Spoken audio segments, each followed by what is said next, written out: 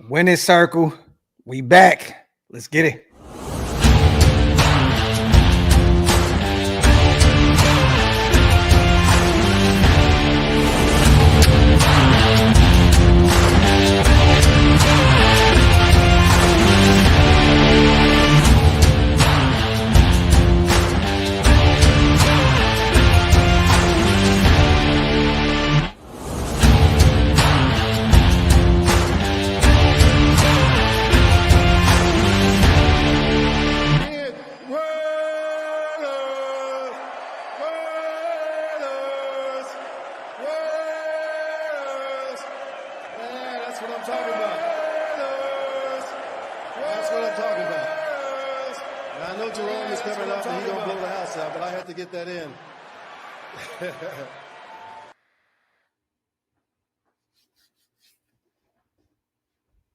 Yo, salute to everybody here in the building, man. You guys already know what time it is. See, usually we'd be like, welcome to the latest installment of the Graphic and Wasted or the Wasted and Graphic show. But we have a goodie. We bringing it back, man. This is full swing, full circle, the winner's circle, man. We have our brother in the building, the agent, Paulie D, man. What's good with you, bro? Man, bro, I'm so happy to see y'all, man. It's been a long time. It's been a long time.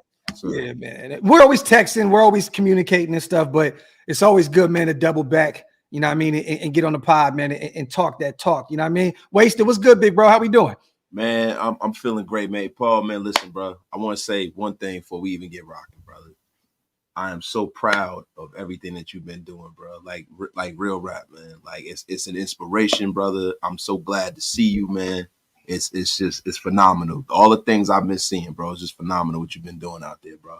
Yeah, no, I appreciate that, man. It's not lost on me that some of the things I'm doing is bigger than me, man. You know, a lot of this is for the people who believe in me too.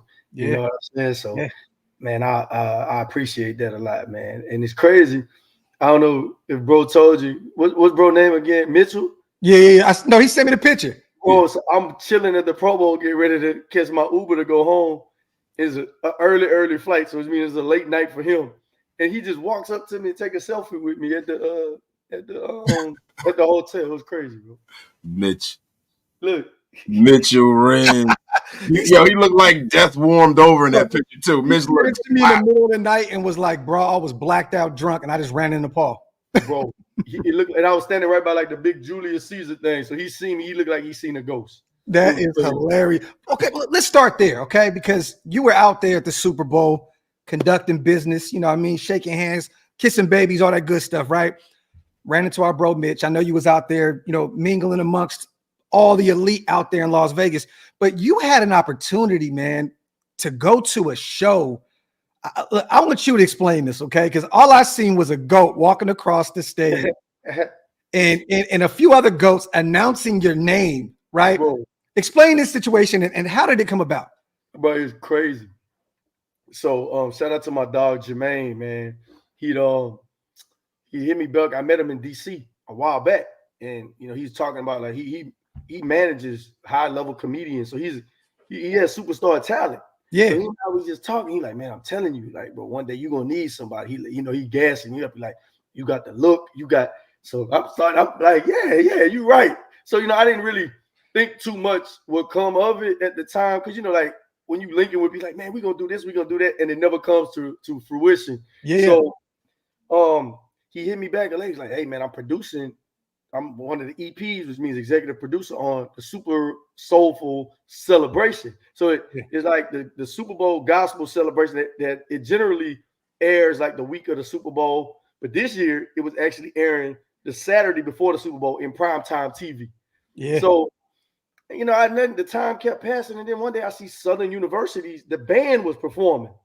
And like our band, so I texted them just out the blue. I'm like, hey, bro, come on, man. Like, I need to be in there, right? Yeah. Like, I need to make it happen. And so it gets to January. Now, mind you, this event is in February. Yeah. He just called me one morning. He's like, hey, you sitting down? I'm like, bro, somebody hit you with something like that. I'm like, man, what are you about to tell me? It's either really good or really bad. He like, you on. Like, you're going to be presenting at the Super Bowl. So I'm just like, bro, ain't no way, dog. Like, so First thing I do, I hit my mama up. You know. Amanda. But secondly, I hit my mama up. I don't want to get mad at me. I hit my mama second, but for purpose of this story, I hit her up first. And man, it's just like, you got to come to Vegas. So, bro, next thing you know, I got to book a flight. I ain't have enough time to get no new suit or nothing like that. You know what I mean? So it's like, hey, hold on. This show you we on real TV. Hold on. This my boy from the draft. What we got going on?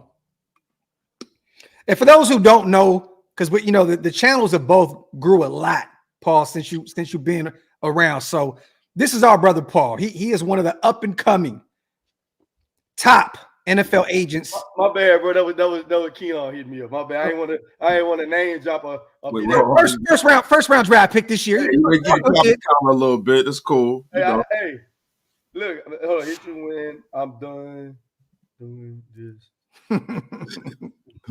I love that shit, bro. My bad, bro. No, you good. Come on, man. Hey, what do we always do? This show too, man. Hey, my bad, bro. Look, my bad. He texted me and his mom in the group message. That's out tomorrow. Is he already out there? Hey, he been out there since Tuesday. Okay. Hey, but so bro, it ends up happening like, yo, you coming to Vegas. So bro, I had no suit.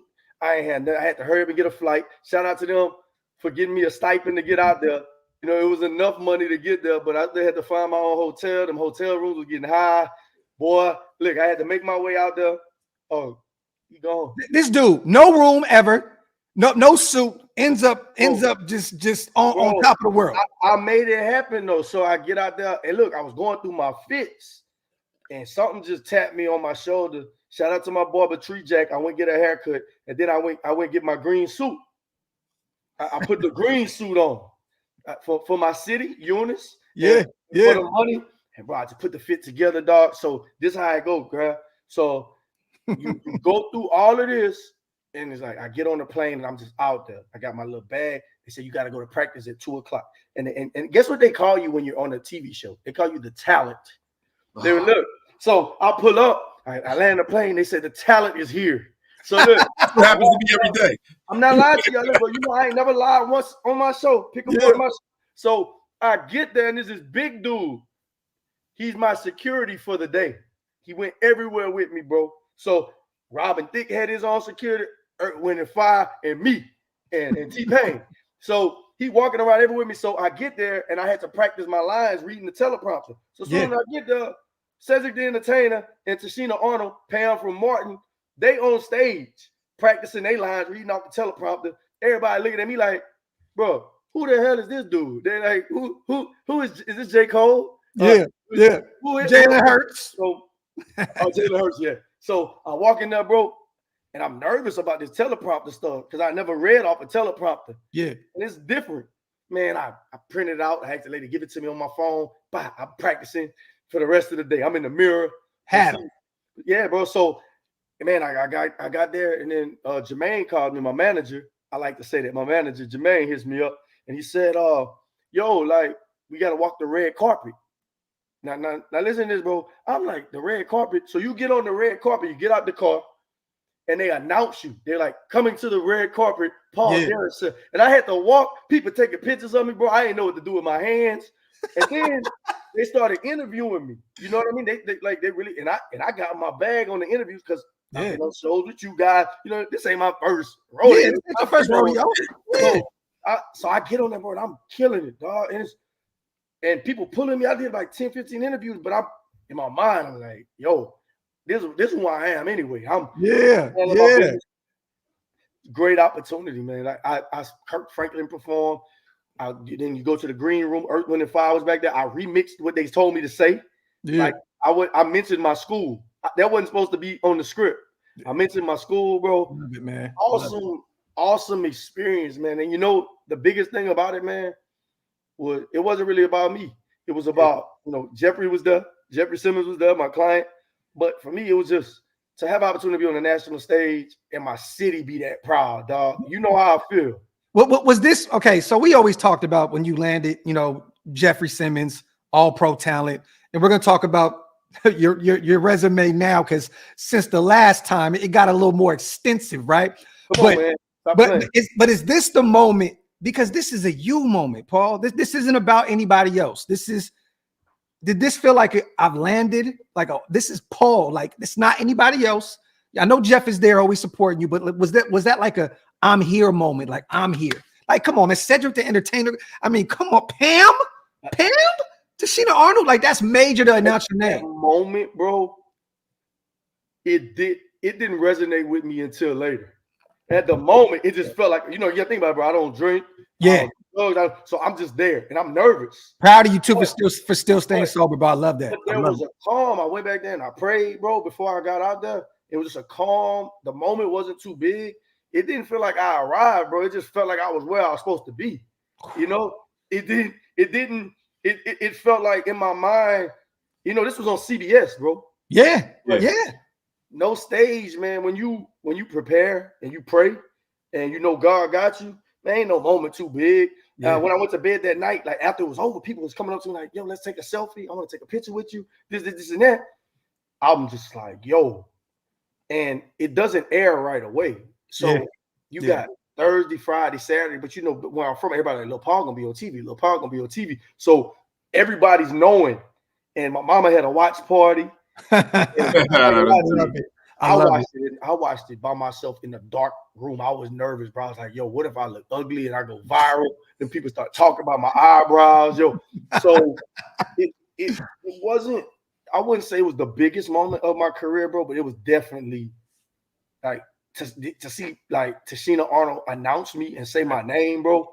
Like, BDB, not BDB. As a man, it was, hey, and she still look good. Everybody asks me that. Yeah. Hey, everybody, and then Cedric the Entertainer, he had a green suit on too. He was like, yeah, I seen that. I showed Tiff too. She wanted to tell me she's very, very proud of you, bro. She said, I appreciate it. And Cedric was like, this pretty ass nigga with this green suit. So, you know, I love it, man. I love it. You got a chance to experience that, brother. Like, I mean, BDB. Sky's the limit, man. And look, we'll talk a little bit about that, but we here, man, because the combine is right around the corner. It's actually here. It's this week. We'll both be in Indianapolis. I get to finally be around my brother in person. It's gonna feel good to catch up with you, man, out there at the combine. But you know, we both have a little different type of business. I'm out there on podcasting, and you out there, man. You know, you moving and grooving right now. You got a guy, man, that is very high on a lot of people's draft boards. You know what I'm saying? And this is a big body receiver, man, 6'4", right? A guy that a lot of people, Keon Coleman, a guy that a lot of people assume is going to play the X at the NFL level because of the, you know, the frame and all that. I think he can move around. I mean, he's that nice. He's that nice. You know what I'm saying? But you know, I'm floored, man, you know, because you've been moving, man. You know, Jeffrey was always it was like, that was kind of like the icing on the cake. We're like, okay, our guy is here. He's doing his thing. But to land a guy like Keon Coleman, man, how does it feel? And how did that process, like, how did that come together, man? Like, how did all that take form? You know, man, I tell people all the time, even when you and I were talking last year about, you know, getting the Jeffrey deal done, I was like, that's cool. That's great. This is going to put me on the map, but anybody can do it one time. You have to be able to show that, can you recruit? Like, are you that guy? You know, there's a lot of people in the business said, I got lucky with the Jeffrey situation. Oh, you know, his uncle chose you because they didn't want to deal with an experienced agent. You know, you was hearing all that in the business. So I was happy with it, but it was like Kobe winning all those rings with Shaq. He knew he had to go get one. Kobe knew he had to go get 4 and 5. Yeah. That was my mentality. And, you know, Keon Coleman is from Opelousas, Louisiana. Mm-hmm. And those of y'all who ain't got a map, Eunice and Opelousas are maybe 15. Me and Keon argued about this all the time. Eunice is 15 to 20 minutes from Opelousas. Gotcha. Right? So we're from the same area. And he's the biggest star from what people have been talking about Keon since he was 9th or 10th grade. Mm-hmm. I always knew him. He probably knew of me too, because, you know, I'm an area agent, but at that time, you know, I only really had DJ Chark. So, but he didn't really have no reason to know who I am like that, but we knew of each other. And I randomly was at a 7-on-7 tournament in Dallas. I didn't even know he was gonna be there. Yeah. And he and I just from the moment we ever met, we just literally hit it off. And we ain't even talk about football. We talking about he had some UGG boots on at the time. UGG boots. We was just, and his mom was there, Miss Raven. And I met his mom, talked to his mom, but it was never like I'm putting no type of pressure. He went all the way to school in Michigan State. We didn't see each other much or talk, but we knew of each other, man. And then, when we knew what it was going to be, or like, I'd have an opportunity to maybe be his representation, I really, really locked in and spent a lot of time with the family, got to know them. I believe that in these situations, man, you're not going to win on just, I got this guy. You're not going to win on that. Yeah. You have to show people where we from. You have to show them your heart before you get their ear. Yeah. Miss Paula, grandma out there on East Franklin, I pull up. So I had, I knew how to move and maneuver. But the biggest thing, man, was that we have similar views on our community. We care about our legacies. Like his mom says all the time. Sometimes she'll talk to me and she's like, bro, it was just like talking to Keon. Y'all, sometimes we've said the same things to her back to back. Yeah. You know what I mean? For example, we had a meeting with a certain shoe company. I'm not gonna say no names. And he and I, not even knowing, hadn't talked to each other, tell them to pull up to the house. They can come eat. You can cook. We're gonna meet them like that. Yeah. And that's just, we just connect, man. We get along and we look out for each other, man. He is more than, I know it's a cliche in this business to say, it's more than a client and his family. Yeah. That's my real life family. Matter of fact, his brother texts me right now. His brother Kevin, aka Squirrel, texts me. He was like, man, that was good what you just said. Like they watching the show right now. And that's the type of relationship we have, bro. And like, I know your next question, you're gonna be like, was it tough recruiting him? Because he's this is the first time I ever had to really recruit and actually sign a top 10, top 15, maybe top 5 pick. Yeah. You see a dirty side of this business, bro. People are dirty. That's where I was gonna go with this. Yeah, bro. Yeah, bro. I mean, hey man, listen, you've seen all of the lights, the glory. You got an all-pro. You got one of the best players at the position. Now you got a high-level guy. And there's always that downside, man. I mean, like, what is the dark side to all of this that's been going on, man? Like, what are some of the things that have been kind of a disappointment that you've seen? And remember, Wasted, we talked about DJ Chark previously, about him being your client and him doing what he did and all that. And salute to DJ Chark. Paul always speaks highly of him. There's no disrespect at all. But yeah, like we want to know, like what happened with this? Bro, like within this business, man, it's like anything, like in the podcast space, right? There's these quote unquote higher level guys. Like I feel like these big agencies, they feel entitled.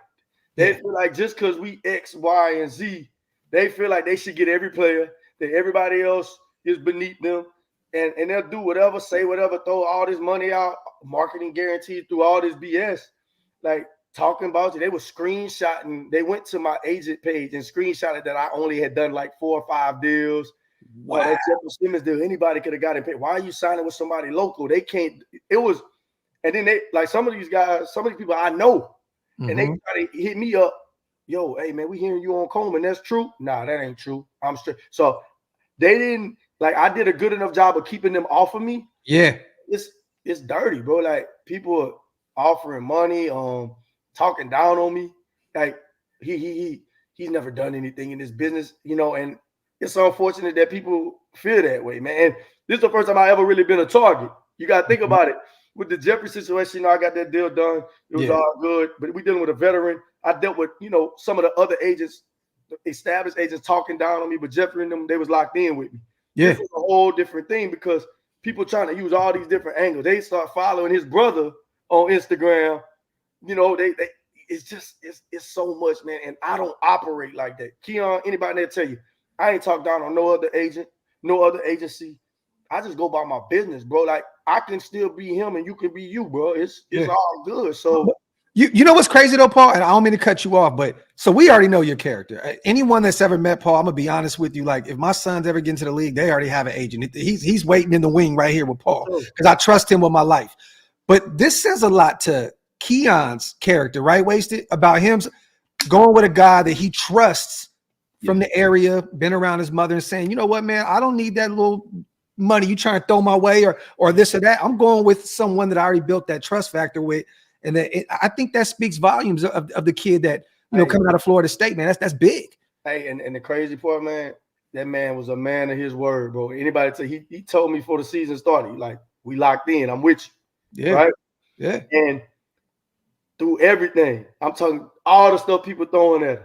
Mm-hmm. The marketing guarantees that, and we can get into why marketing guarantees are BS because they already gonna get that money. It's basically just giving them an advance of money they're gonna already get. And anyway, but what I'm saying is, like, I remember the most nervous day I had, and I take y'all behind the curtain.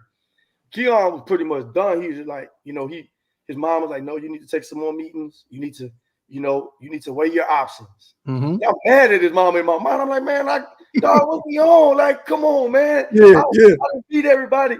And it was like December. And man, nobody called me the whole day, bro. I'm just nervous. I'm just like, because they meeting with two or three other groups. And, I'm so used to things not going my way. I said, God, please, bro, like, I need this. Man, nobody talked to me all day. Called me about 5 o'clock. Hello? Yeah. So we straight, yeah. They talk like nothing happened. So this is what we gonna do. Da. Man, that's the longest day of my life, bro. But it was a blessing, man. Nobody gets to where they get in this business without people believing in them. And you can see them talk about all these major agencies. Everybody had to have somebody that went against the grain in order to believe in them. And me, I'm not affiliated with no big group. You saw that top 100 list. Mm-hmm. I'm the only one got a blank next to it. Everybody else got associations. This group. I'm the only person out here in that top 100 standing on myself, dog. I went like, you see this hoodie, huh? Versus everybody. I went against everybody in the business, bro. You name it. Bro, you know what's crazy? Like, what y'all want to do with me? It's like, I'm not the same person. Even when against some agents that beat me in the past, but I wasn't that same person no more, bro. Mm-hmm. This ain't that no more, dog. It's not. Fuck that shit. Bro, you know what's crazy? What you saying? I mean, the step on what you were saying, it's all good. Yo, do you think that you're changing the culture around the NFL as far as agents? Because people are taking notice, bro. And what you're doing is so unique.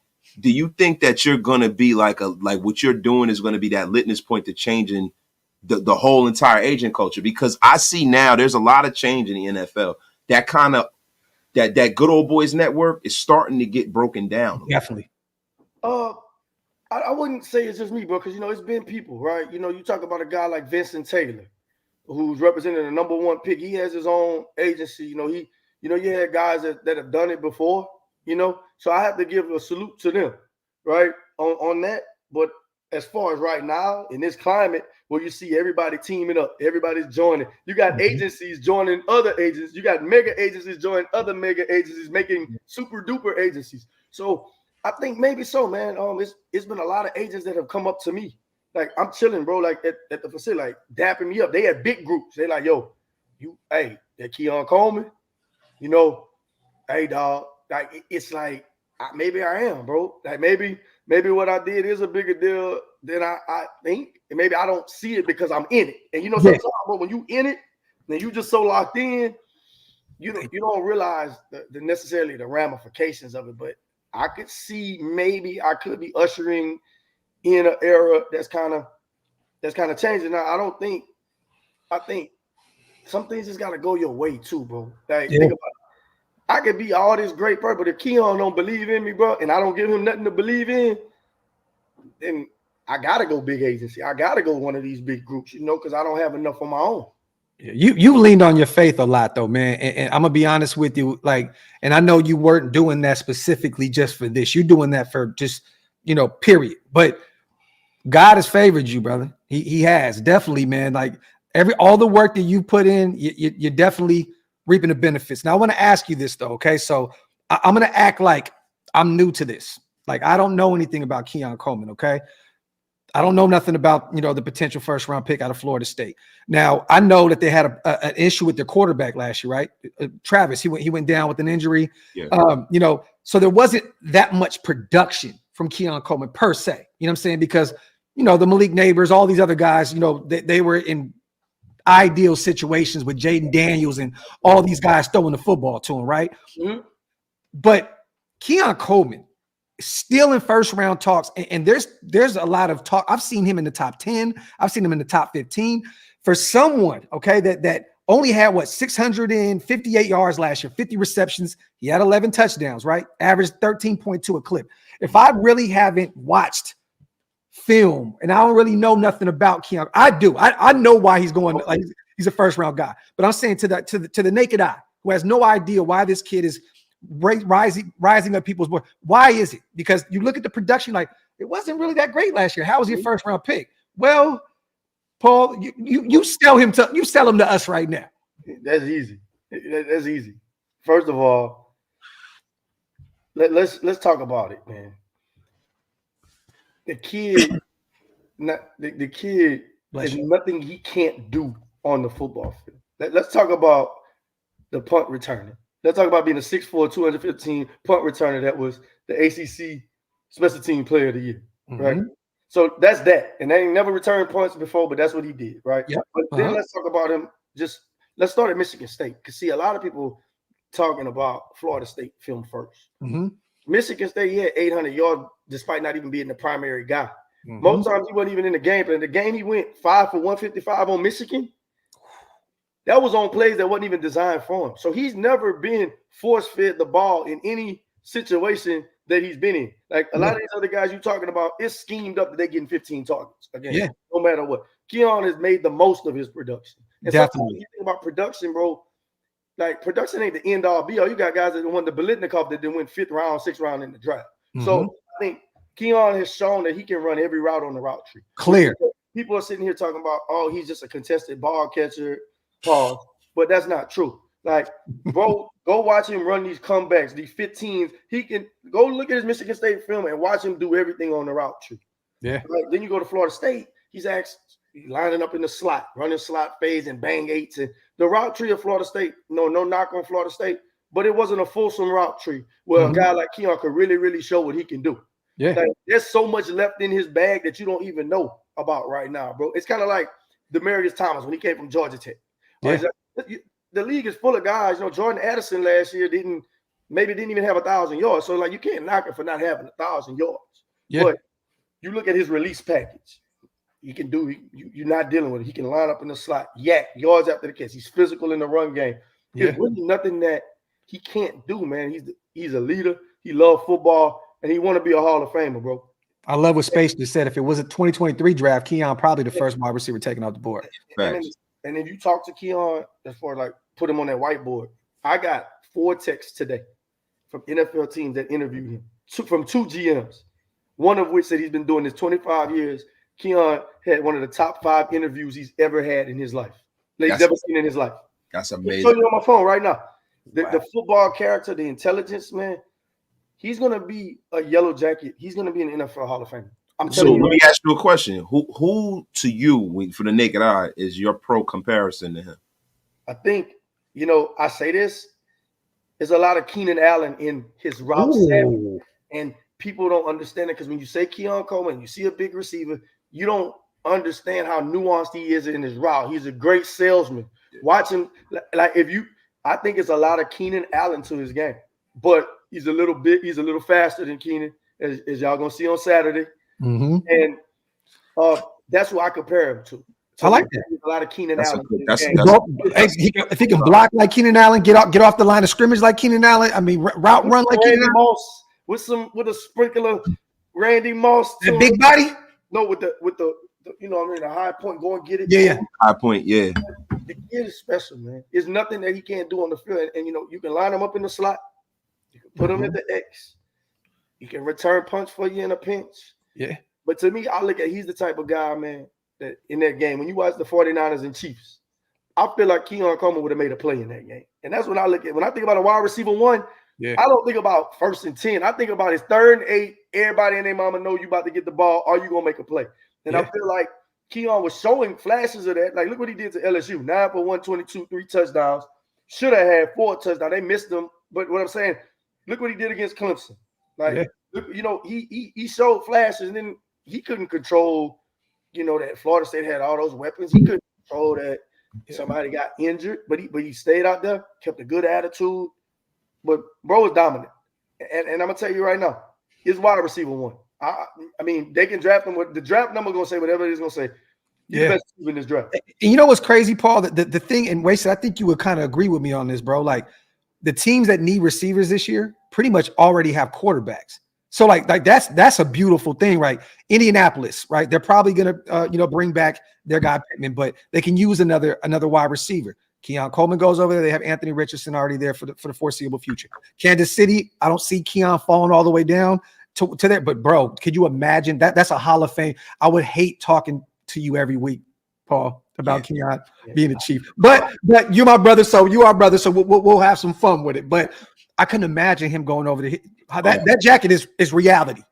Playing with Patrick Mahomes. I think, man, with just his mentality, his approach, and his love for the game. Bro don't drink, he don't smoke.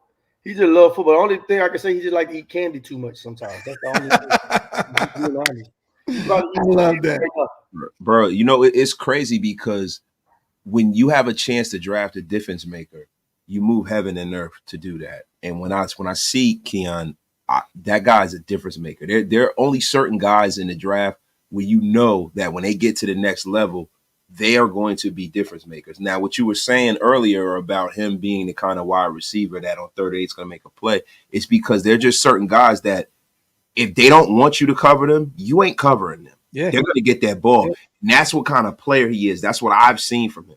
Yeah. To me, bro, and I know this is a lot, he reminds me of, because he didn't have the hype, but he reminds me of a Calvin Johnson because he's big. A little Megatron in him. Fast, he's strong as hell. He can run every route.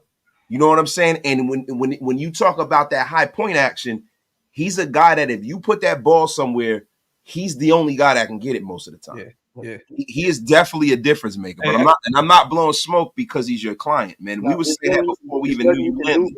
There's nothing you can do with him, bro. I've seen it firsthand. I went and watched him train, because he's up here training in Dallas. Yeah. It don't make no sense how that dude can come in. 6'4" is not supposed to come out of breaks like that. He out there playing basketball. He like a big guard. It's funny that he's out here training because he may not leave. The Cowboys, they got Dak. They need another receiver. We were texting about the Chargers potentially with Jim Harbaugh. They may grab one early on. Tennessee may grab a wide receiver. And you may have two clients out there in Nashville together. That would be crazy, right? But I just think that pretty much any situation that he can go into, it's an ideal situation. I'm really excited about Keon Coleman, and I'm excited about seeing him on Saturday, brother, meeting his family. We'll be out there kicking it, man. So we definitely got a link up. But I'm watching him very, very closely on Saturday. But there's another name. Another guy that you represent now. And this is a guy that's going under a lot of radars. A lot of people, I'm going to be real with you. I haven't heard anybody. Well, you know what? I'm lying. I've heard some national media heads mention him here and there with when it comes to mock drafts and 7-round mocks and all that stuff. But you have another client that is a guy that transferred from Alabama to Mississippi State, right? Safety, Marcus Banks. Same thing. How did this happen? How did this come into play? And I want a realistic, like where do you see him going in this draft? Like do you have a real ideal round? I mean, man, a lot of times there's guys that the league is higher on than the people, that's making these mock drafts. I can tell you for sure, Marcus Banks is on a lot of people's radars. A lot of teams value his versatility. Another guy that can move around. Call him a safety. Mm-hmm. He's the number 1 top 10 corner. He was a 4-star corner. He went to Bama, and think about the guys he was playing behind at Bama. Surtain, we talking dogs. So when he made that move to Mississippi State, it was just so that he could do more. And they put him at the bulldog position, which is kind of like your best cover guy. So if you notice when they played LSU, they weren't throwing the ball on him. Like nobody, it's hard coming by. He covers like a legitimate corner. He can cover like an outside corner. He has the physicality and range of a safety, but he has the football IQ. He talked to an NFC West team. They called him back, and they're like, "Yo, we ain't seen nothing like this on film." He's gonna run 4.3. He's gonna broad jump 11+. He's gonna bench press between 18 and 20. And bro, he's a disciplined, smart football player who's gonna play in the league for 12 years. He's a faster Fred Smoot. He's a winning player. He's 6 foot, 190. Yeah. He's a winning player, but that's the way I will be shocked that he doesn't go to a winning team. And he had a career year in everything. I mean, total tackles 51, 24 assisted, 27 solo. He even had a touchdown this year, 3 passes. If you look it up, bro, if you break it down a little further, he lined up like 38% of the snaps at nickel, 32 at deep safety. So that versatility, if you think about it, man, that's the name of the game now. He can cover a running back. He can go cover a bigger, more physical, like Travis Kelce type, if need be. And it's his short area quickness, bro. He might break records in that 5-10-5 and L drill. I'm calling it now, Paul. This is your first Raider client. I hope so, man. Look, we tried before. We tried before Mississippi with a safety. Now I'm talking about with Tyree, because we're gonna ask you about Tyree here in a second too. But Mississippi, we tried the safety route. It didn't work out. Took one in the first round. Didn't work out. You know what I mean? But you said it. Versatility.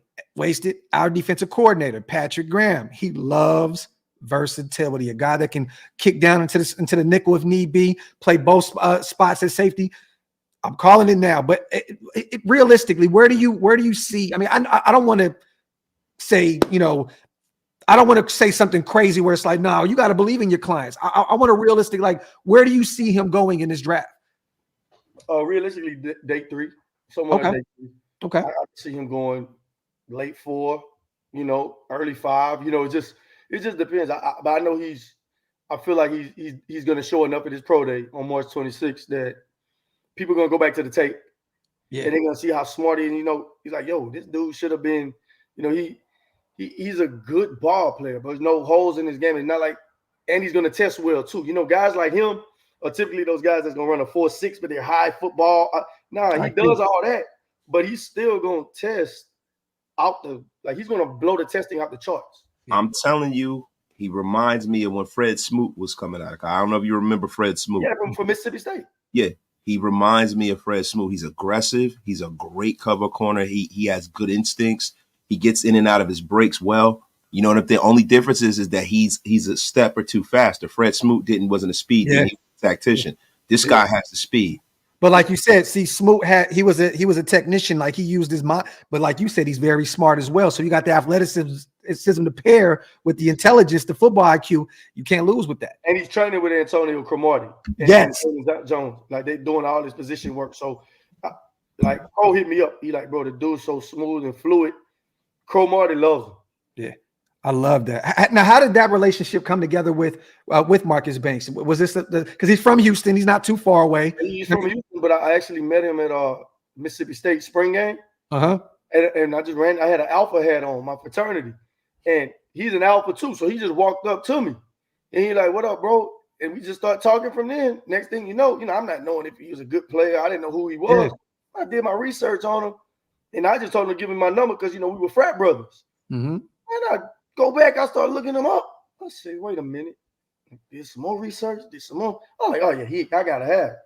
So I went to Houston a couple times, met up with his mom, Miss Leah. That's my dog. His brother Taylor, met up with them.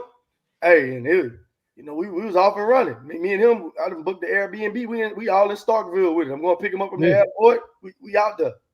That's nice, man. How's Tyree doing? I know that right now, free agency once again is here, and once again, our Raiders need a guard. We need somebody that has home.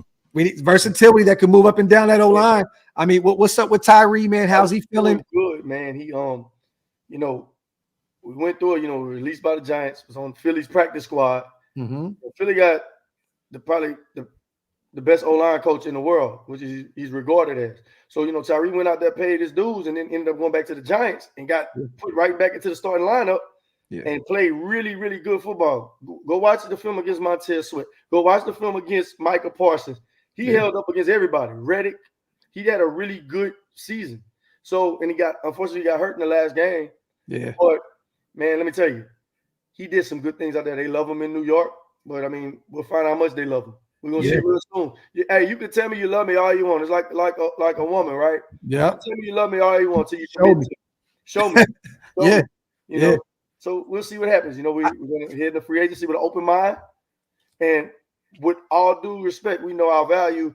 Being a competent line player is hard to find in the NFL, and you'd be hard pressed to find a right tackle that can play like Tyree, and it can also kick down the guard. Kick down the guard. Valuable. Yeah. So we'll see. Hey, wasted. It's time, brother. I think we got to get back into our bag, man. Let some people know in the nation. Like, look, we got to bring Tyree in, man. Yeah, hey, look, you know, Paul. Last year I was on a full tirade to try to get this man here because we need a right tackle, we need a guard, we need somebody that's versatile, and we need a vet.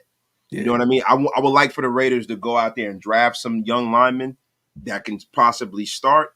But if I'm being honest, we definitely need veterans on this team, bro. Yeah. You gotta have that vet when you're a young lineman to lean on. And Tyree's perfect for what the Raiders need, man. I would love to see him be good. He's seen everything. He's been a guy that's started as a rookie in the playoff game, and he's also been a guy that had to go sit on the couch for a while on the practice squad. Yeah. So what he brings to any room is just a wealth of experience and perspective, man.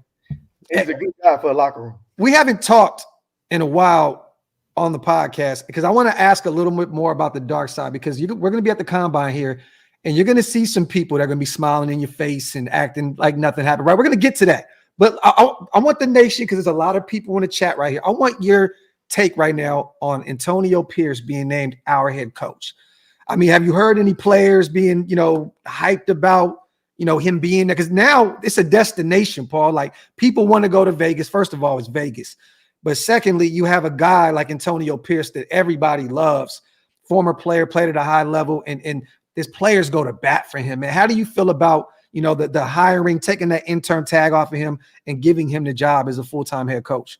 I mean, man, we get so caught up in this whole concept of like offensive genius or this, and that. Like, man, some of the greatest coaches ever were just leaders of men. Yeah. And I think Pierce has that perfect mixture of, like, he actually knows football. Mm-hmm. He has football acumen. He's won too. Yeah. He's not just a rah-rah guy that hasn't won. He's won, and he's immersed himself in the culture. So a guy like that, man, I don't think he's going to lose much, man. I think that he's going to do very, very well, man. I think y'all win 10 games next year and go to the playoffs. Ooh, okay, let's go. Paul put it into the universe. Let's get it. I like that. Now, Paul, let me ask you a question, man. And I preface this by saying I don't need you to single anybody out or anything like that, but has there been any time where you feel like you've had to like kind of be somebody that you're not to fit into certain rooms? Because I know that you're not that kind of guy. You're an authentic guy. When I see what's happening with Antonio Pierce, I see what's happening to Deion Sanders, right? There's a changing of the guard in sports, bro. Things are getting different now. Even in the sports media, you have all these podcasts. You have guys like us. Do you feel like people try to conform you to a certain box and try to get you to capitulate to what people normally do? Paul, capitulate. That was a sensational word, bro. Capitulate. Well, I know you like that. You know what I'm saying? I just sprinkled one of waste words on you, brother. Nah, I needed it, man.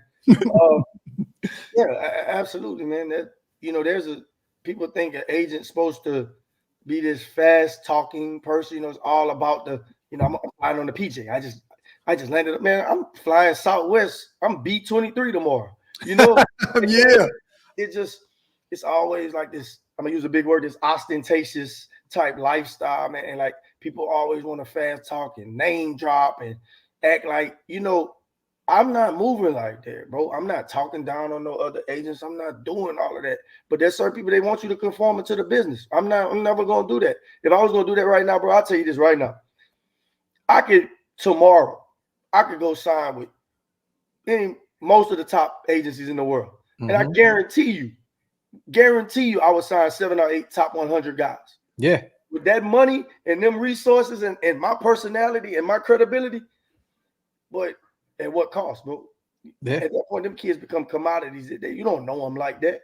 I can go to sleep good every night with my 4 or 5 little clients. Yeah. Knowing I know their mamas. Knowing, you know what I mean? So and you gonna go to bat for them, period. Now, sometimes when you don't conform to that, man, and you don't act how people act, they start to try to create their own narrative of you. Oh, he doesn't play well with others. He don't like other people. But it's like, nah, it's just like, I'm cool on all that, bro. Like, I'm going to the agent. It might be 3-4 agents I really talk to. And like, yo, what's up? How y'all? I'm not here for all the fake noise. I know all the stuff y'all be talking. I know y'all talk about each other soon as they leave. Yeah. And so I'm cool on conform. I'm gonna make the business conform to me, right? I'm gonna make you conform because you're gonna have to deal with me for the next 2 decades. Yeah. So, and the fact that I have my faith in God and my beliefs and that moral ground that kind of keeps me steady in a business of snakes, bro. Because there's a lot of bad people. There's some good people in this business, but there's a lot of just terrible people, dog. You're flying out to Indy tomorrow. Like, how do you navigate those treacherous waters? Because there's going to be people in attendance that are going to be all over you because of Keon, because of Jeffrey. You know what I mean? And they're going to act as though, you know, they want to, you know, oh man, would love to meet, you know, let's sit down. And you know how this goes. It's a fake game. It's just like the music industry. It's just like any other industry. It's always fake. How do you navigate those waters, man? Because like I said, everybody, the who's are going to be at the combine. They're going to be watching your guy closely. You know what I mean? And you know, how do you do that, man? Like, I know you got, sometimes you got to play the game a little bit. And what I mean by that is just still be you, not selling out, but just, hey, how you doing? We'll keep it moving. Yeah, I think, you know, last year when I was there was the first time like a lot of people were speaking to me because they knew the Jeffrey deal was happening. Yeah. You know, then you knock that out. Then you come back with a really good draft class. I think the main thing for me, man, is I pray for discernment. I can't be going to Bible study and doing all this stuff on my faith and not trusting God to like kind of help guide me through.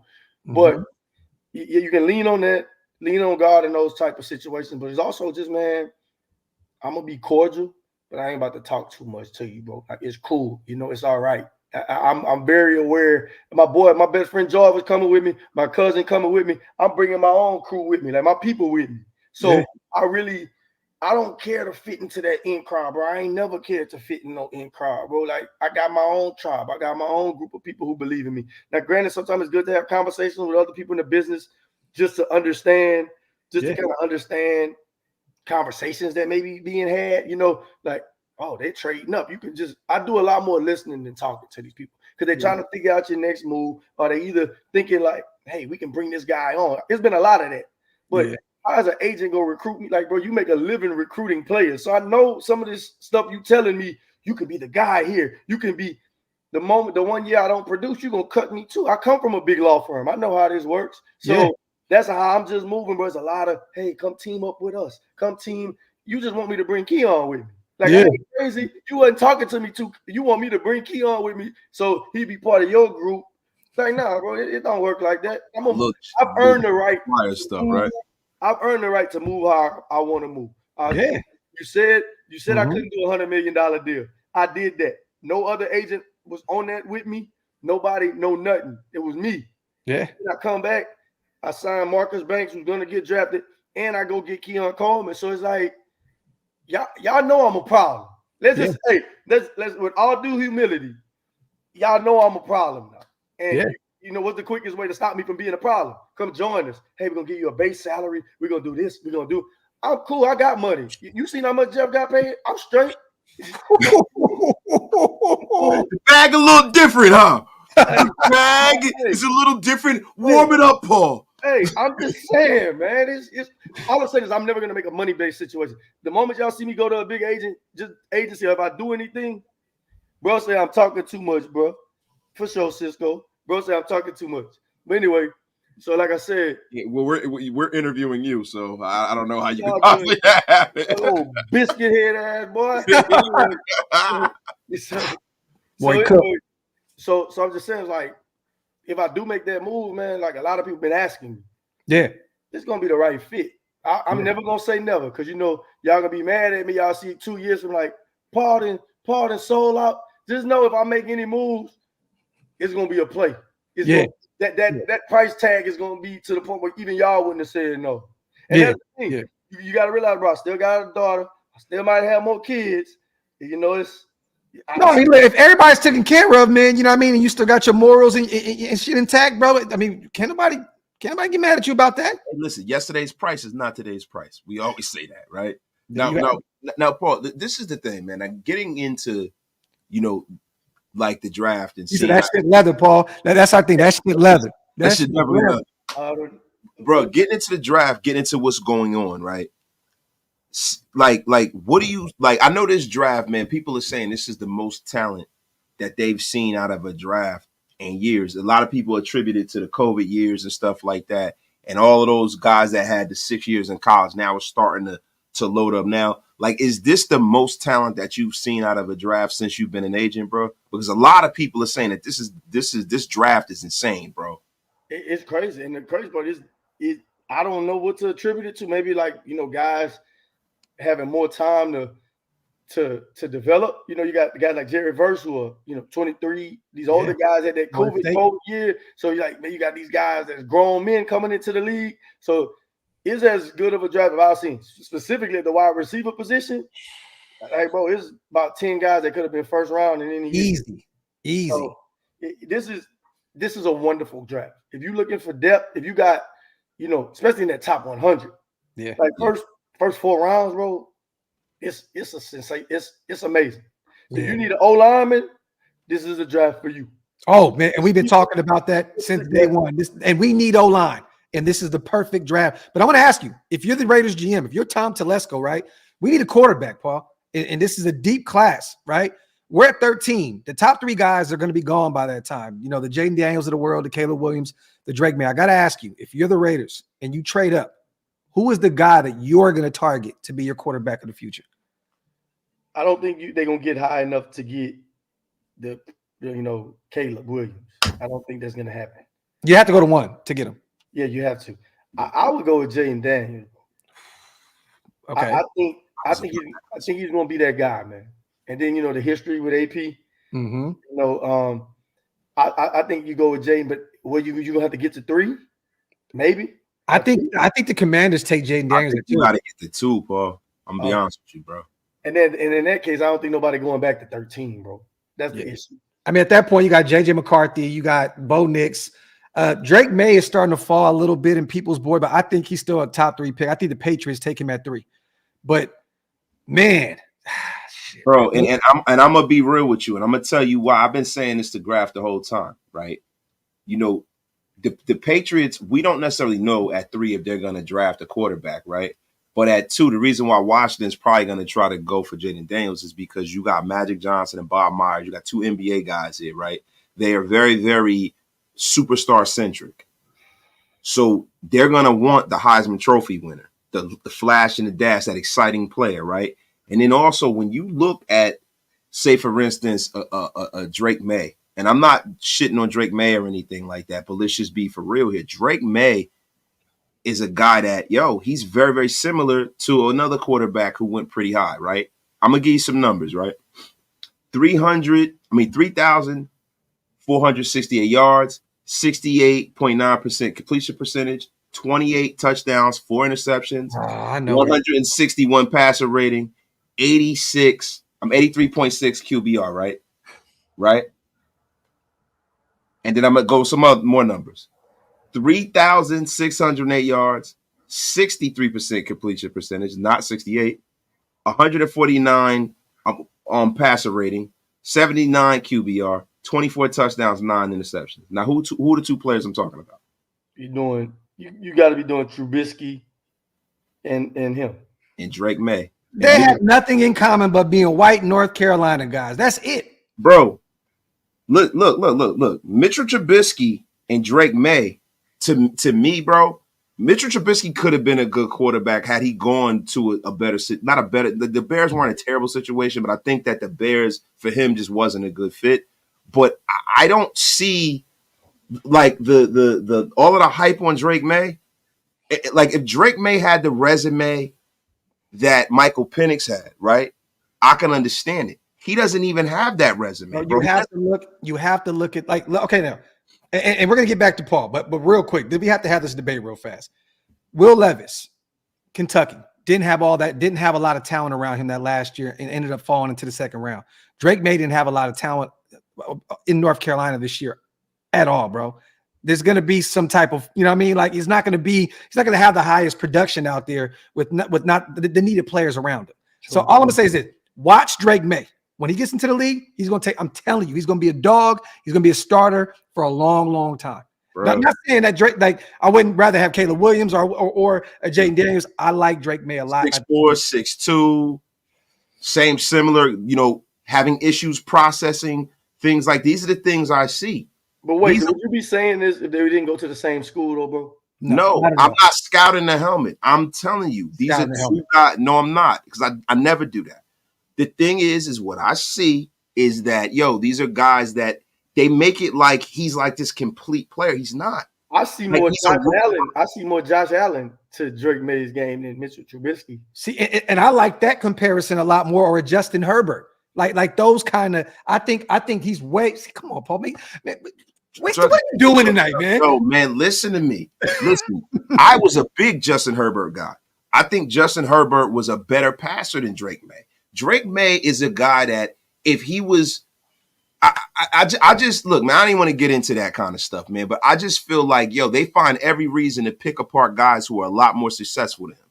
You know what I mean? And then they give him a pass on all of his shortcomings. I'm not a big Drake Maye guy. I'm sorry. I'm not. Well, I love that you brought that up, because now we have something to scream at each other about on our next show. But I got to ask you, Paul, real quick.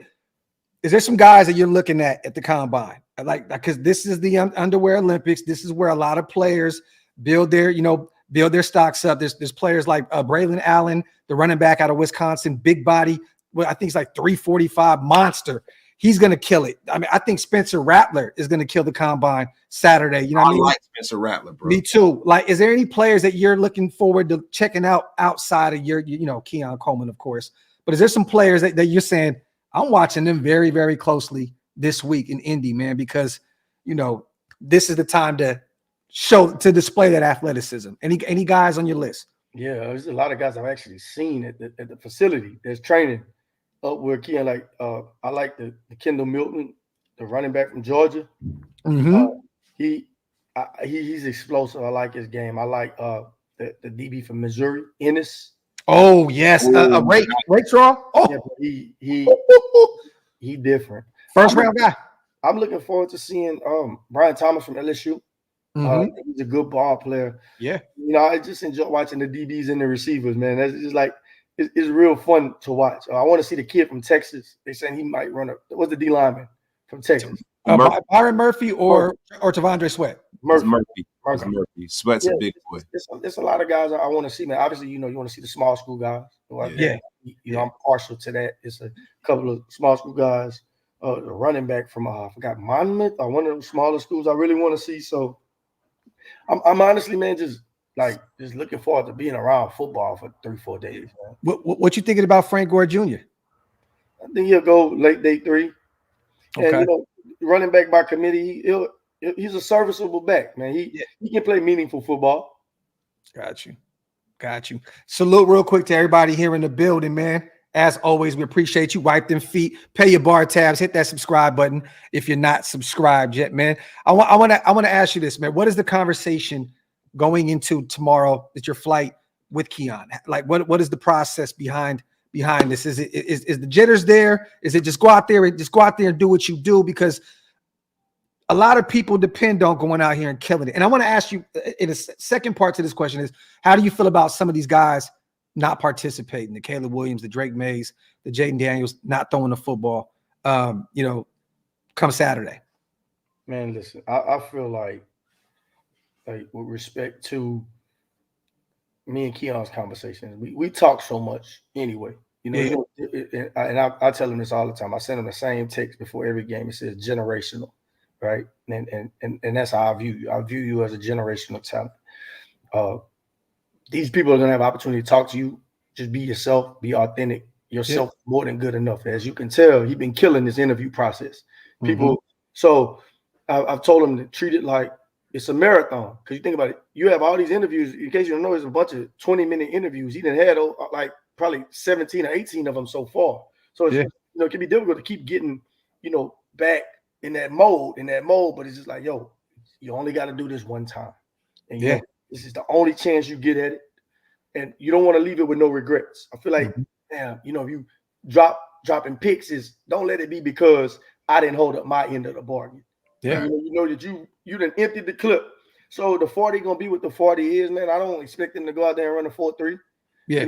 But I expect him to do his best. And he's the type of kid that has always rose to the occasion. Whether that's when he needed to make a 20 on the ACT, he went and did that. When he needed to make plays at Florida State. So there's no doubt to me that he's gonna.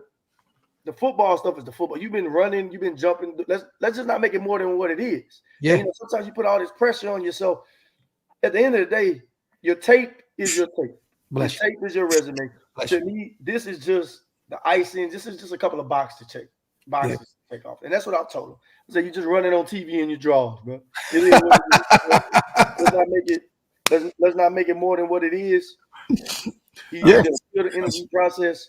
The sooner we get this over, the sooner we can get into, taking the visits and pro day. And, by April 25th, you're going to know where you're going to be living. Yeah. You're going to know where you're going to spend the next 5 years, 3 to 4 or 5 years of your life at. So that's what I've told him. And, he come from a praying grandmother, man. Miss Paula going to text him them scriptures in the morning. Just stay grounded. And I also told him to enjoy it. Because you think about it. You've been dreaming about watching the combine and being in the combine probably since you was a little kid. Mm-hmm. I told him to take that moment to be present and enjoy it.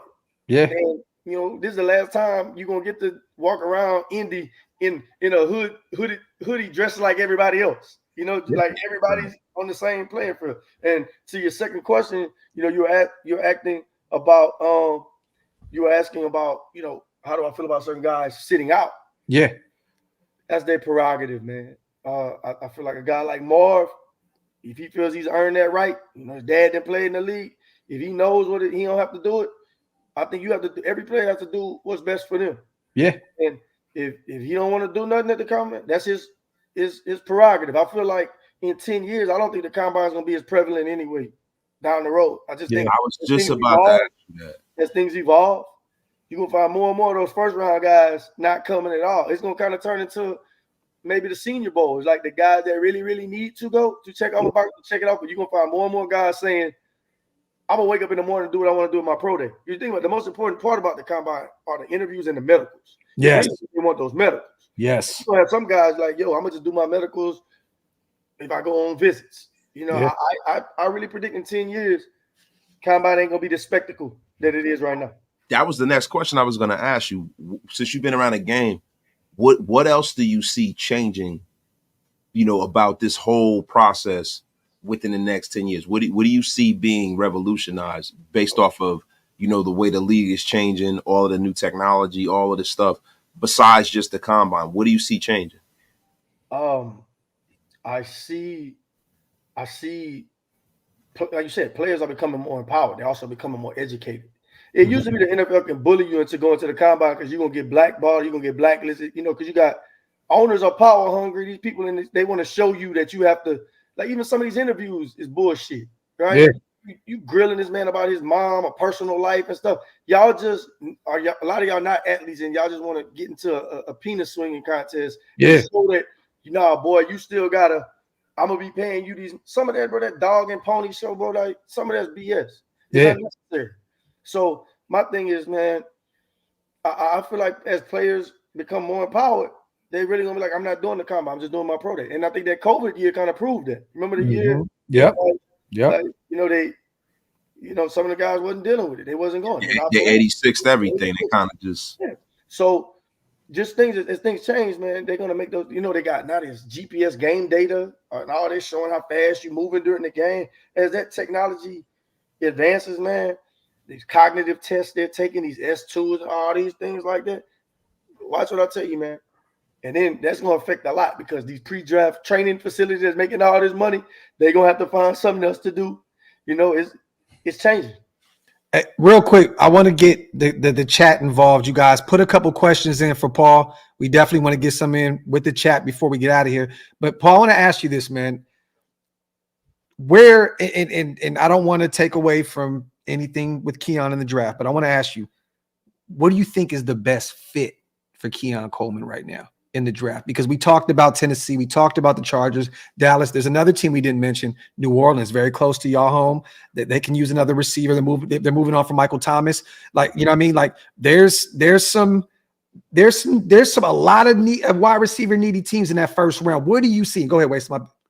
Real quick, I is one team you guys are forgetting about, and this is the team I think is going to draft him. I think he's going to go to Chicago Bears. Ooh, okay. I do, because especially if the Chicago Bears take a quarterback, they're gonna bring another wide receiver to go on ahead with DJ Moore Yeah. I see him going at 9 to Chicago. And if Marvin and Neighbors go back to back, let's just say they did 4 and 5 to Arizona and the Chargers, somebody may say we got to jump on Keon immediately. Yes, they do. I'm telling you right now. I see him going. I see him being the top 10 pick. I see him going to Chicago Bears. Ooh, I like that. With Caleb, that would be cold. That'd be cold. I think with a guy like him, man, honestly, and it's not just like agent talk.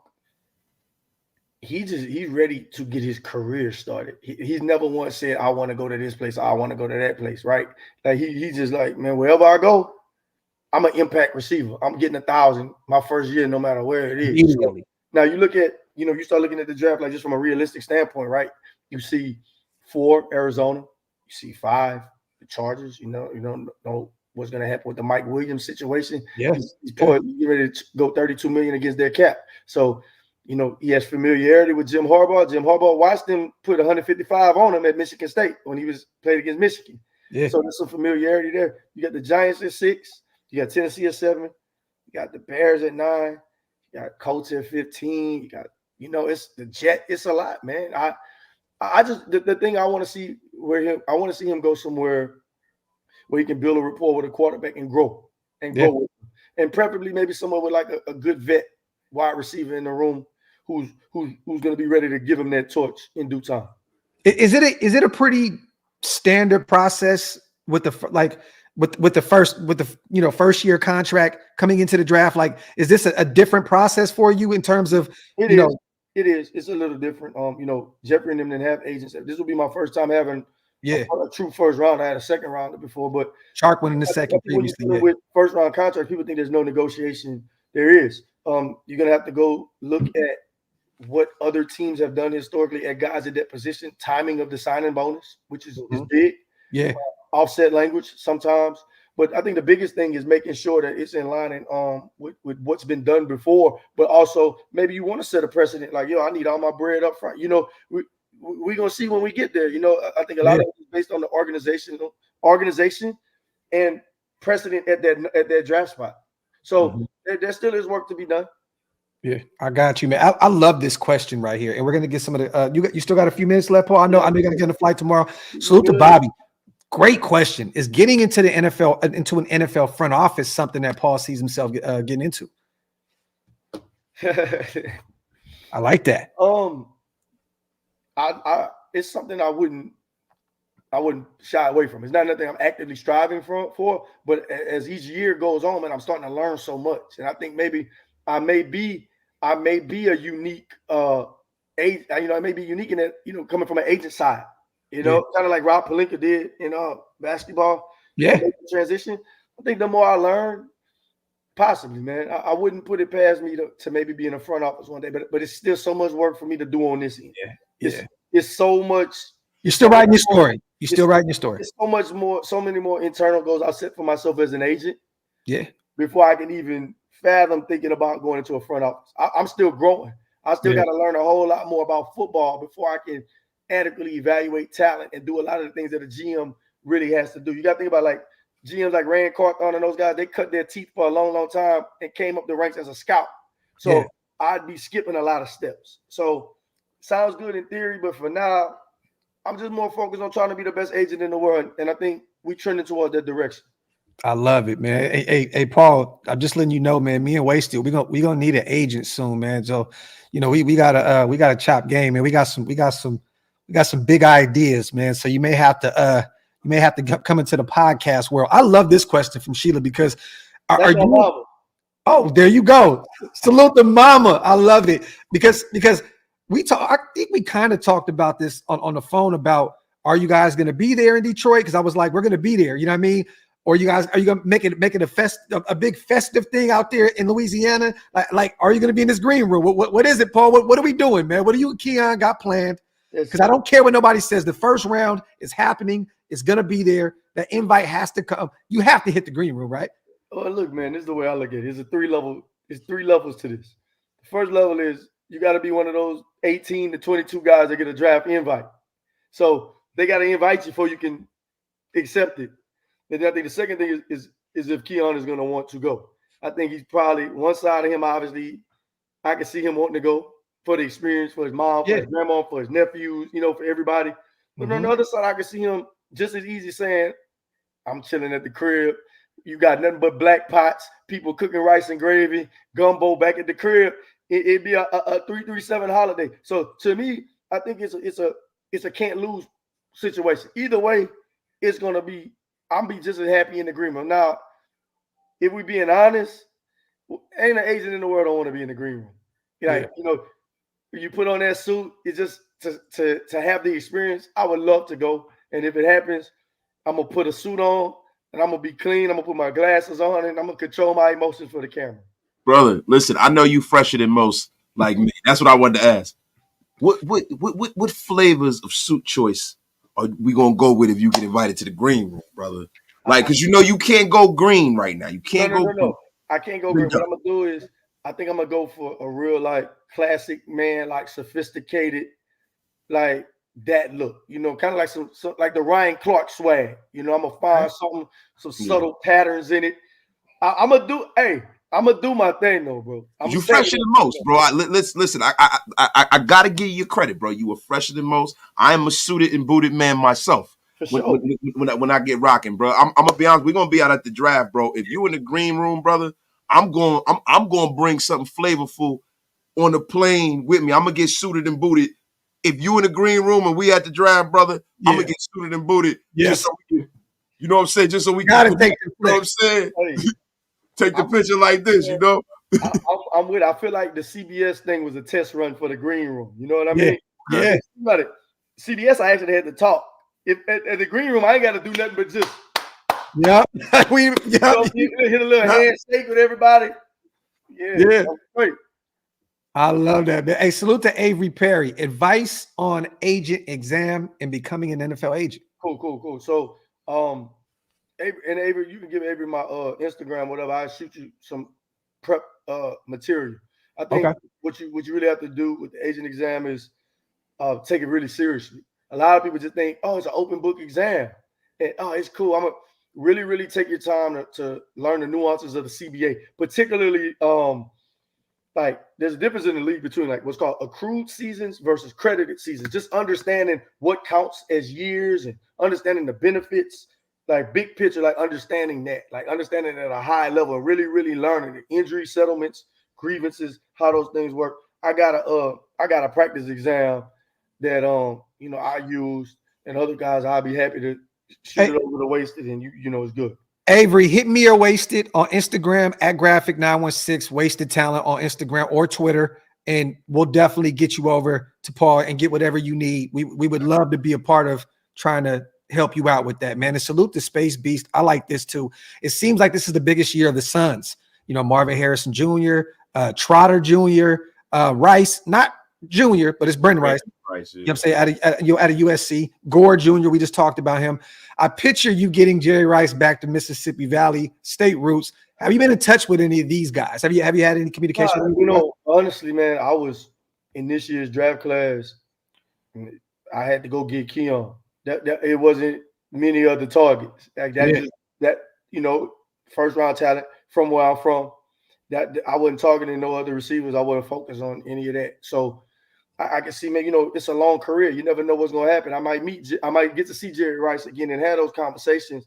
And of course, if I had that opportunity to represent a Braden Rice down the road or any of those, legends who know the game, it'd be a dream come true. I love it, man. And that's why you got to be in that green room, man. Hey, man, the way I look at it, man, is this: you just keep developing and keep getting better. And like from the last time I talked to y'all, I feel like I've grown as an agent. Yeah. Right? I've grown as I learned like getting that Simmons deal done. That shit pulled some shit out of me I ain't know I had. I'm being honest with you. Mm-hmm. And now navigating having a first round pick, you got to think about it. You talking to all these GMs, you talking to all these directors of scouting. Your Rolodex is growing. Yeah. I'm gonna talk to all these, and then when you're talking to those teams, you mentioned that you got Marcus Banks. Oh, I still got Jeray Jenkins. You using all your resources. So it gets easier, man. It gets easier. We haven't even talked about Jeray at all. You know what I mean? So as the lights get brighter, man, it's incumbent on me to keep getting better and keep helping the next people develop. But hey, I'm still humble, but like I know I'm. You know you him. You know you him. Hey, we know. We know. You got to carry that though, man. You have to have a balance of I know I'm him. They know too. That's why they was doing all that talking about me and he's a lawyer or he an agent. 1 minute he's singing in the church choir. Like, look, bro, like I'm a multifaceted human being. Like you want to put me in the box of just being a corny ass agent. I'm so much more than that, right? Yeah. I'm a leader. I'm a philanthropist. Yeah. I'm a father. You know, I'm so much more, but people want to put you in a box. They just shut up and negotiate. I'm not gonna shut up. I'm gonna do podcasts. I'm gonna go to church. Paul's actually really, really popular at church too. I've been there a few times with him, and every time I go with him, every time I go with Paul, they are all over Paul at church. It's actually hilarious. All right, before we get out of here, man, salute to everybody here in the building. I want to ask you this real quick. You're leaving to Indy tomorrow, correct? What does the schedule look like, and what does that entail? Because you know there's going to be agents, there's going to be the Ian Rappaports, there's going to be all that. There's going to be everybody out there. It's funny because my boy Stu, me and him are going to be there together, former Raider, and he said it's the weirdest shit because it's like really quiet, like you can't hear nothing. You're just sitting in there, and it's just literally silence, right? Like, what's the schedule look like, and how do you navigate like being able to talk to the people? Like I prioritize it, right? Like there's a lot of people. Like I know I got to meet with TD Teron Davenport doing an ESPN story on Keon. Salute to Dav. He did his thing. Big part of the Nashville beat writers that definitely pushed Paul in the right direction as well. Gotta give him a lot of credit, man. Love it. So like I'm gonna prioritize. Like my line, everybody hitting me up like, yo, we need to do. It's just I'm gonna prioritize it, right? My day one, Joel Cox, ESPN. My day ones get first. Mm-hmm. Like that's what it is. I'm gonna chill with them before I go worry about the national reporters. Like that's my people. Yeah. Me and Jordan Reed are actually pretty tight though. He went to North Carolina A&T. He with ESPN draft guy, Jordan Reed. Yeah. I got meetings with him. I got some free agency. Meetings. Obviously dealing with Tyree. He has a market. That's gonna be cool. I've done my research. Got all my stuff ready to go. So I got that. There's a couple of like networking events. My boy Jarvis coming with me. So I still got to spend time with Keon while I'm there. Make sure he's good. Check in on him. Mm-hmm. So I'm gonna be moving around a lot. Thursday, Friday is gonna be more of a laid back day, I would say. And Saturday, they run at 12:30. Yeah. I'm flying out Sunday morning, 5:00. I'll be at church for 9. Well, we'll be there 1 to 8 Saturday. So we got to definitely tap in, bro, and we got to work. And I have to say this, Paul, what he just said, he always reaches out to his day ones. Let me say this. We were some of the first people that knew about that Jeffrey Simmons deal before that even really broke. Paul called me like, yo, hey, bro, go. I'm like, wow, bro. Like, I got to say this. Paul definitely holds down his people, man, when it comes to that, because we love to share the excitement with our brother, man, because you know what I mean, we don't need to be the first ones to report it. That's not who we are.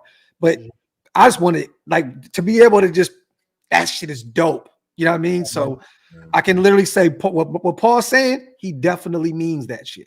It's just like, and I'm gonna let y'all go, but it's like I remember years being at the combine, not having no clients. Mm-hmm. Like literally there, sitting down watching other people with their clients, like kids out there recruited and couldn't sign and got kicked. Matter of fact, got kicked out the lobby of the place and fighting back tears. So I'm a believer that all those moments make me appreciate it. So you ain't gonna see me in Indy without a smile on my face, because I might really have a first round pick this year. You know that you are, but that I really have a relationship with. You know what I'm saying? Yeah. Like that's my dog. It ain't no. Yeah. Oh, I just signed with him. Like, no, that's my guy. You know, I got a message written on his mirror that he ain't took off. You know, so it's not lost on me how grateful I and humbled I should be to be in that space, bro. And when you see me, you ain't gonna see me in Indy without a smile on my face, bro. Cause God is real, dog, and he gonna really make room for your gifts. Well, once this all happens and the dust settles and Keon's a first round pick, we gotta double back. And look, I got to pull my family card, man. At some point, we got to get you and Keon here together and celebrate on the show, bro. That'd be great. Need wasted to have you guys on it and talk about the process and everything. That'd be great, man. We got you. You know, he's been on we've been very adamant. He hasn't done any media. As he shouldn't. He just look. He locked in. He's focused. He know what he got to do. But as we get closer to that draft, I think he'll be open to doing a little bit more. Right now, you know, I'm the type of agent. I'm big on collaboration and not like it's a partnership. Hey, you don't feel like doing nothing, that's cool. But he and I are very like-minded, man. And I know his family's probably watching right now. I'm just super proud. I'm more proud of the person than I am of the player. Yeah. People don't realize how much it takes on you to just be training for 8 days. You know, like in the season, you going to practice, but you know a game is Saturday. Yeah. Right now, you're away from your teammates. You living somewhere new, man. I'm just so proud of him for navigating through the process, man. Yeah, man. And once again, also, let's not, you know, I know you're not forgetting, but salute to Marcus Banks as well, man. I'm definitely watching him closely throughout this process. And to be honest, tonight I'm going to spend some time in bed watching some tape and really checking out a little bit more. I've seen a little bit of tape from Alabama. I've seen a little bit from Mississippi State, but I want to go back and really break some of that down. He's getting up a pro day. He texted me yesterday, like, man, make sure you tell Keon good luck. Like me and Banks, being fraternity brothers, we have our own bond outside of football. So, you know, it's like he and I talk, we can look at each other and be thinking the same thing. So I think with him, we're going to get through this combine. And when his moment comes, he's going to be ready. He's going to run I'm telling you right now, he's going to run a 4.3. You take it to the bank. I love it, man. Salute to everybody here in the building. Go ahead. We appreciate all you guys as always. Wait, you want to say something? No, I said he got that alpha love, you know. Oh, yeah. That side look good on you, bro. Come on, get in the portal. You know, I can recruit you. You know, I got you. I make something happen for you. There you go. Before y'all go, man, I just want to just sincerely tell y'all thank you for always giving me a safe space and a platform. This, you know, so many times I always got to say the right thing. Those of y'all who follow me on Instagram or social media, you know, I don't never say nothing wrong. And, you know, I have an image. Yeah. This is a safe space for me, man. I just want to thank y'all. Y'all didn't treated me like I was a super agent before I knew I was one. Because we knew the whole time. You know what I mean? See, bro. Yeah. Bro, this is how we can sit up there and predict what players are going to be good in the National Football League. We also have a talent for seeing real talent. Yeah. You know what I mean? No matter where it is, whether it's music, sports, podcast, and we can see the talent, bro. We see the greatness in you, bro. And you've not only succeeded, you've exceeded our expectations, and you're going to continue to, bro. Yeah. There's only one way to go up, man. I'm proud of you guys too, man. We all just got to keep going, man. We got to keep pushing each other. Well, and this is why we need to do these, so we can celebrate each other's victories. You know what I mean? And talk about it, man. And this, you always have an outlet here, brother. You already know. When Paul sends that text like, yo, it's time. I know it's time because bro got some shit on his mind. So I had to get some stuff off my chest, man. Them other agents was playing with my name, man. Like I had to come say something. I've been too quiet too long and let them just fire these shots at me. Like, y'all know what's up with me. Y'all know. But I love it though, man. And real quick, let everybody know in the chat, man, also where they can follow you at: Instagram, Twitter, website. Let them know, you know, where they can follow you at. At the Agent Paul on Instagram. That's where I'm at. Like, that's the best place to find me. At the Agent Paul, man. I generally respond to messages. Still people I talk to, and I try to be the people's agent. I say that all the time. Like, that was always my goal. I come on these shows, people. I want to be the people's agent, you know. Yeah. And I realize my story resonates with everybody. I'm an underdog too. It took me 10 years to have success in this business. Yeah. 10. I love it. And I guarantee you every day of that was well worth it to get to where you are now, man. So hey, bro, because think about it. I'm still flying Southwest Group B, cuz like I'm looking at these hotels in Indy. Me and my boy, this true story. I hit my boy, I was like, hey, bro, it's $250 a piece. Run me that cash out. Send me. I need my money. I need that. Hey, the grind builds character, bro. Yeah, nah. Look, I'm staying at Stew House, so I feel you, bro. Man, still with my dogs, man. Still with my dogs. My dog. Can't wait to link up with you on Saturday. I know you're gonna be ripping and running.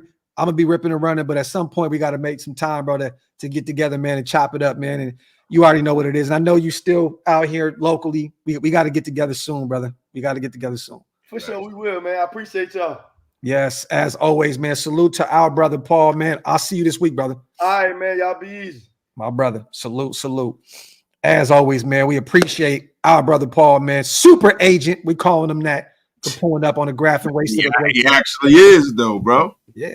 Well, you know, it's funny. Like he said, we was calling him that before shit was locked in. And look now, man, Jeffrey, one of the biggest defensive tackle deals in NFL history.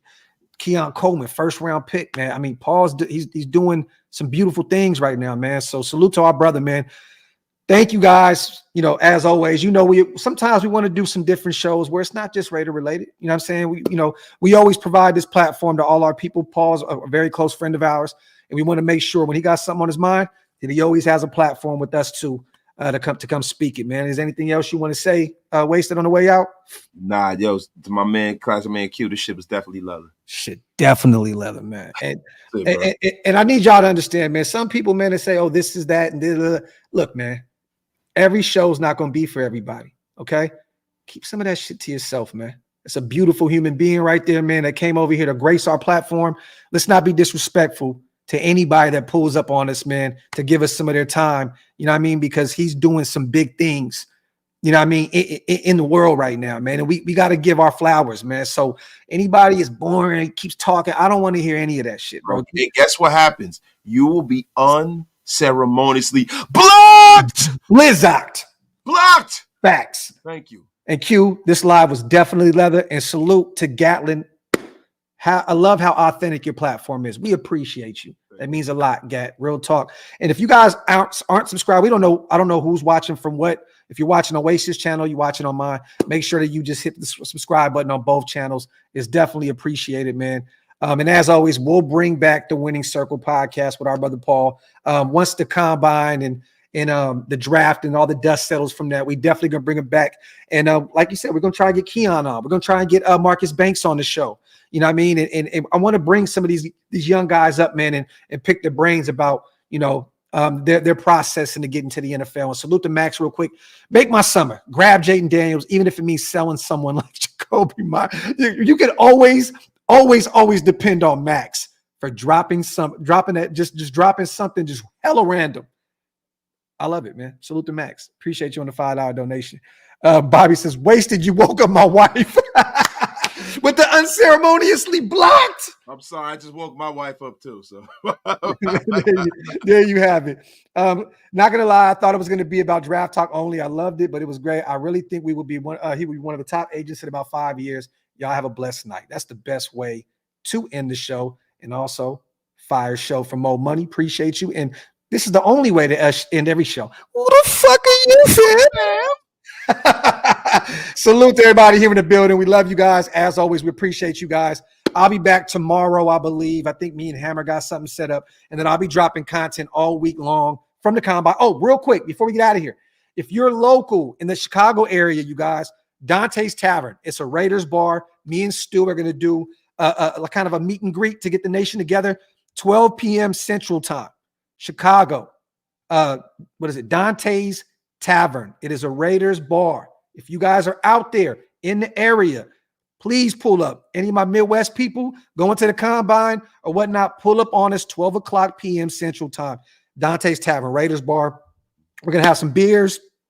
We're going to eat some food before we head back to Indy for the combine.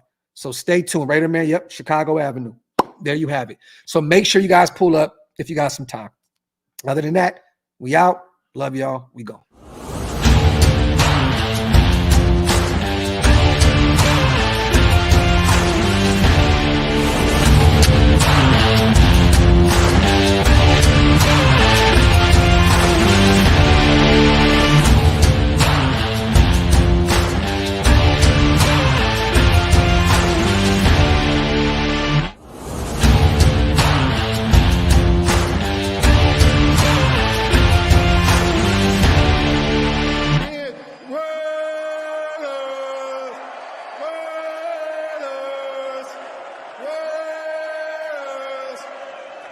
That's what I'm talking about.